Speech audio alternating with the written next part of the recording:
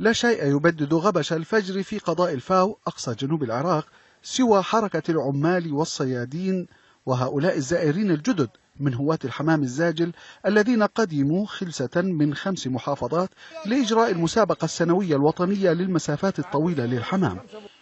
هذه المسابقة هي الرابعة والأخيرة هذا العام، التي جرت بمشاركة 543 هاويا يمثلون 24 ناديا من 5 محافظات هي البصرة والنجف والحلة وبغداد وكربلاء، وبعدد بلغ 8322 حمامة.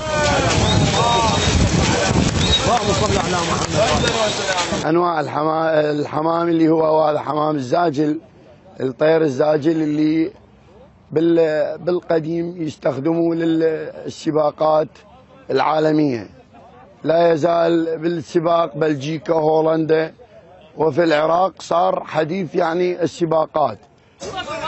بعد إطلاق الحمام تغلق الأقفاص ويرجع الهواة قافلين إلى مقر الجمعية العراقية لمربي حمام الزاجل في مركز مدينة البصرة لمراقبة ومتابعة الحمائم من لحظة انطلاقها وحتى وصولها إلى مدنها التي أتت منها باستخدام تقنيات حديثة تعتمد نظام تحديد المواقع الGPS.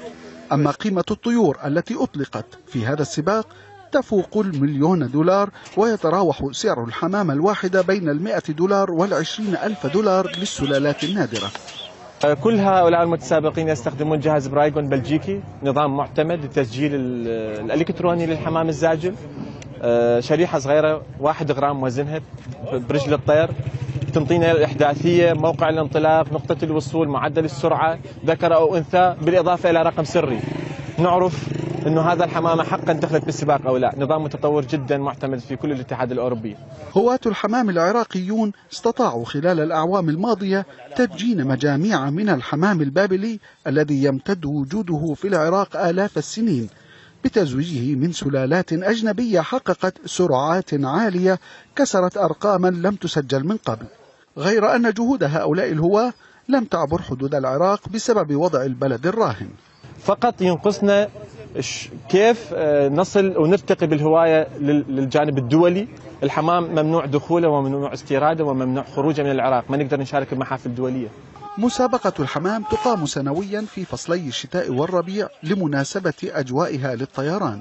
هذا السباق يعتبر الأضخم في الوطن العربي ويضع العراق في المرتبة الأولى لجهة عدد الحمام الزاجل المشارك فيه، والذي جاوز 8,000 حمامة بحسب المنظمين. أما مربو الحمام هؤلاء فأغلبهم من ميسوري الحال ولا يمارسون هذه الهواية من أجل المال، بل من أجل المتعة والمحبة والسلام كما يقولون.